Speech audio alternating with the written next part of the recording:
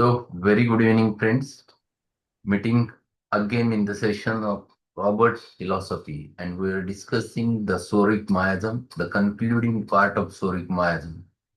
Robert has devoted 4 lectures to Sora, and this is the last chapter where he has explained some manifestations of the latent Sora.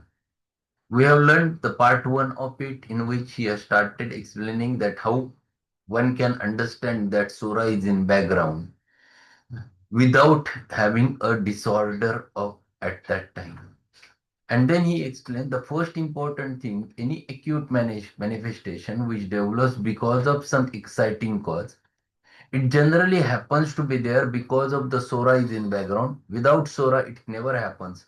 And then you can understand that Sora is in background, and you can, after completing the cure with the help of acute remedy, you must treat that Soric background so that there will be no further recurrence. That is the first way of understanding it. And thereafter, he started explaining about the mental state of the human being that defines very easily, yes, Sora is in background. He has explained certain qualities of the Soric persons. One quality which he has explained was the Soric persons are alert. They are quick to act. They are quick to think. They are quick to move. They are quick to react. This is very important thing.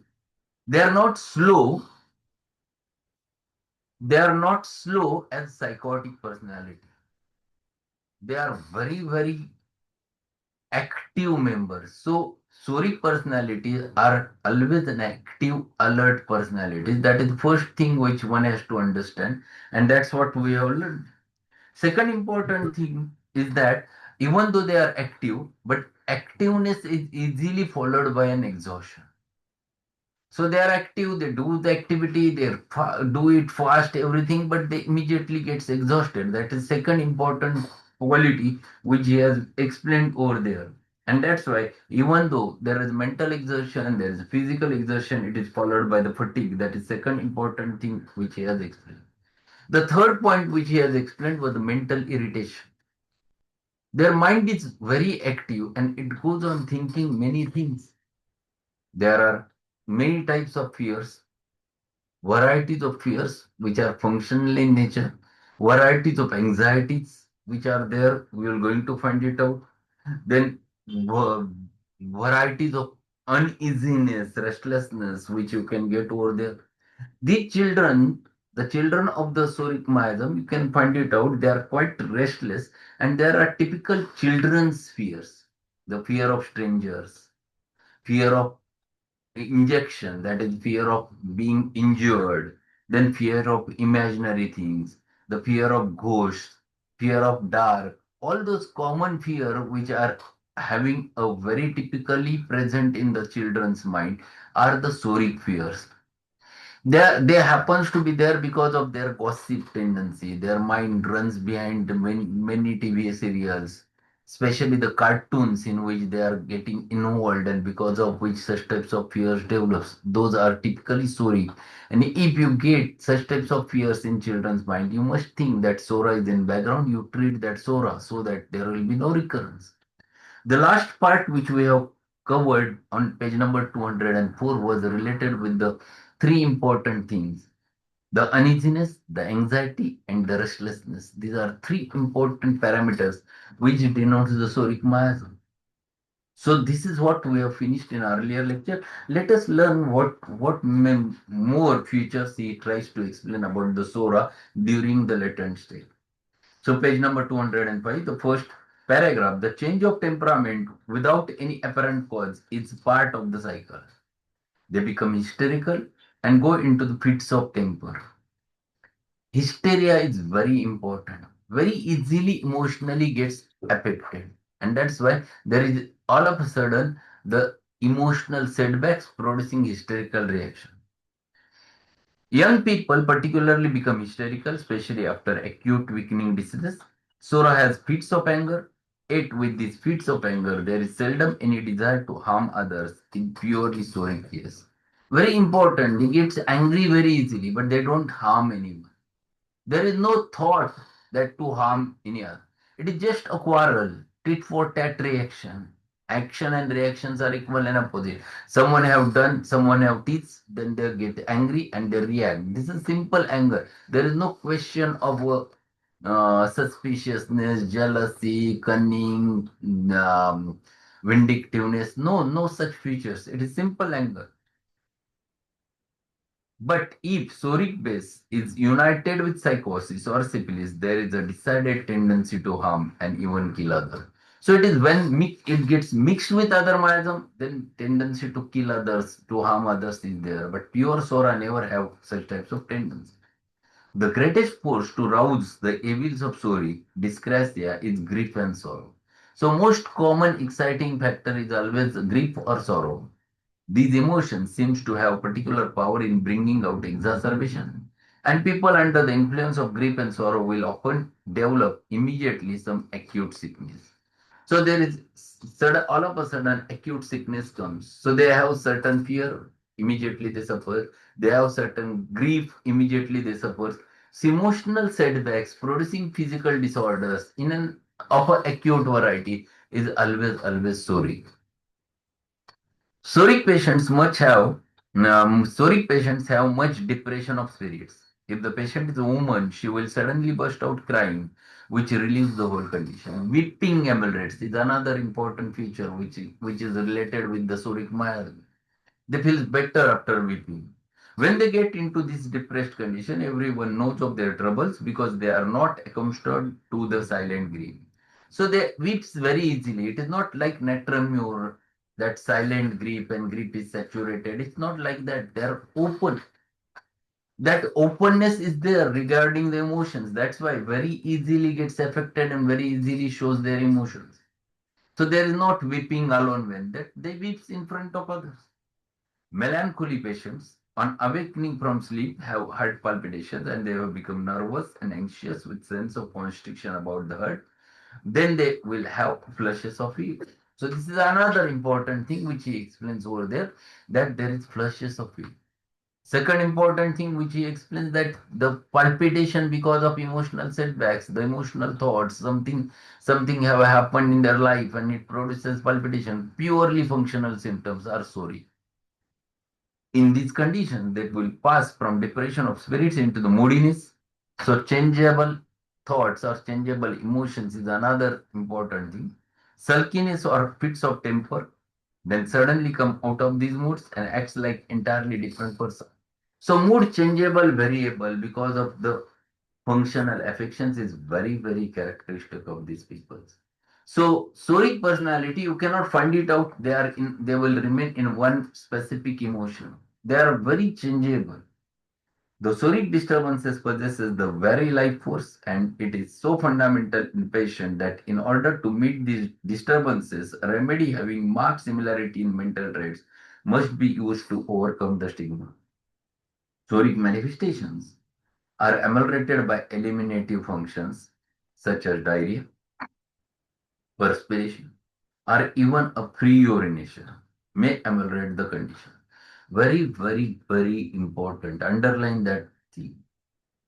Natural eliminative conditions ameliorates the patient. That is characteristic of Sora. So if patient feels better after urination, patient feels better after stools, patient feels better after perspiration. These are common eliminations and which ameliorates the patient is the Soric condition. In psychotic and syphilitic miasm, this is wrong. This is opposite. This is what he explains in bracket. In psychotic manifestation, we find general amelioration from the elimination, but not through perspiration, diarrhea, or urination. Psychosis is always ameliorated by unusual eliminations through the mucous surfaces, such as leukorrhea or free nasal discharge. So, leukorrhea ameliorates. It is a deceased secretions when ameliorates. It is either psychotic miasm, either syphilitic miasm. But purely soric, it never, because of that, it is either through diarrhea, either through urination, either through perspiration, they feels better. Pathological developments very rarely takes place under the purely soric manifestation. Very clear indication. No pathology directly comes under pure sora. It is only when this stent is united with another stigma that pathological condition arise. And when two or three are united in the same individual, the vital energy is not powerful enough to overcome the pathological formation. So when two or three things unites, then and then pathology comes, then and then malignancy comes, then any deep pathology begins. Malignancy develops in the presence of combined stigmata, and for that reason, these conditions are difficult to treat and are impossible to real cure under any form of treatment except by stimulating the vital energy. Other conditions difficult of treatment, such as epilepsy and true insanity, are also manifestation of combined stigmata. So whenever mental pathology has to happen, it is again because of the combined stigmata. Whenever pathological, physical pathology happens to be there, it is always because of the combined stigmata. These are usually tubercular in their origin, being a grafting of syphilitic on the soric core. So he is explaining it is sorosyphilitic disorder. It is tubercular in origin. The vital force or vital energy cannot long endure disturbances to remain latent more where more than one stigma is present. Sora seldom, if ever, develops pathological manifestations when it is alone. The trouble may remain quiescent, but where there is more than one basic dyscrasia, one is at once inflamed by the other, and disturbances manifest themselves.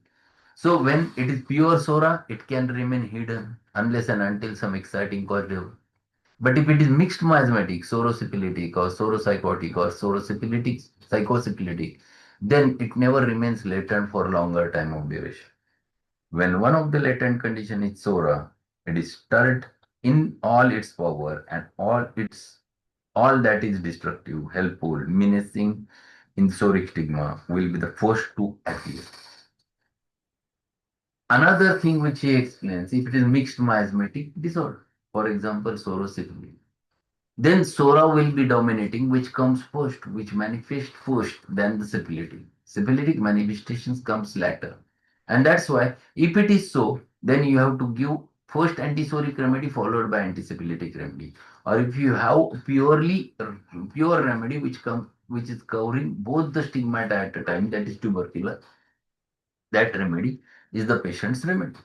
In treating the combined stigmata, the most outstanding must be treated first. So this is what he is explaining. Since we base our method of treatment upon symptom similarity, and where Sora is present, Sora will be the most outstanding in symptoms, totality in earlier manifestation. These manifestations must be treated first. Then, after that is eradicated or considerably lessened, the next most potent dyscrasia, as it expresses itself in the symptomatology, must be treated until this too is eradicated. The treatment should be continued in this way, each time treating the most dominant stigmata as expressed by the outward manifestations until the cure is there. So he explains over there, when you treat such types of combined stigmata, if whatever is dominating and presenting should be treated first. Generally, Sora dominates with the rest of the myelin. So if Soric manifestations are there in front of you, give antisoric remedies, eradicate the Sora, and then whatever is remaining or whatever is coming up about the other miasm, that should be treated with another remedy. We are fortunate that many of our most deeply acting remedies have the ability to meet and deal with more than one or of these underlying conditions. Therefore, it is not always necessary, if a remedy be carefully selected, to zigzag a chronic case towards cure. Nevertheless, our treatment must always be based upon totality of symptoms as they manifest themselves. So here he explains same thing. Nowadays we have many remedies in our hand which covers both miasm at a time. So if it is a case of sorosyphilitic, we have a remedy which from covers the whole sorosyphilitic condition. So you don't have to alternate the condition that giving antisoric followed by antisyphilitic. You have directly a remedy which covers both the miasms at a time. And that's why it is not needed now. We have ample remedies. During Hahnemannian time, he has only 100 remedies in hand. So there is a lot big difference, and that's why Hahnemann have suggested that solution. But today we have ample remedies to find it out exact simillimum on the basis of totality of symptoms and of miasms covering. And to conclude the chapter, what he is saying to conclude the chapter, Due to the Hahnemann's great discovery of this basic stigma, Psora, and his pointing the way in which it can be made, the homeopathic physician has the power to forestall destructive process of many chronic diseases and to stop the development of the condition that would inevitably lead to the fatal manifestation. It is the study of these things and knowledge of them and of the way to meet them that gives the homeopathic physician the opportunity and the privilege of correcting the childhood and youth with devastating scourges and developing the future child into his full strength with all of his vital power intact. So, to conclude the chapter, what is saying, if we are able to catch the Sora in background without having a manifestation, and if you give that remedy which covers that Sora in that patient, plus perfect minimum, even though it has not manifested any deceased condition, you can prevent the devastating destruction of the human being, internal disorders of the human being by that antisoric remedy. And this is what is called as homeopathic prevention. So to conclude chapter, because he says, because of knowing the manifestations of latent Sora, you can treat before it manifests and you can prevent many soric destructive disorders in the future of the patient. And this is truth. If you treat the children and if you treat them with proper remedies, in future they never suffers from the big stigmata like hypertension, diabetes, endocrine disorders, like all those autoimmune disorders, because you have treated them early in childhood, and because of which you have covered the miasmatic disease miasmatic focus. So here completes the Soric miasm. 4 chapters he has devoted to the Sora. From tomorrow, we'll start with next chapter, which is related with syphilitic stigma. So that's all for today. So we'll meet tomorrow at the same time. Thank you. Thank you, sir. Have a good evening.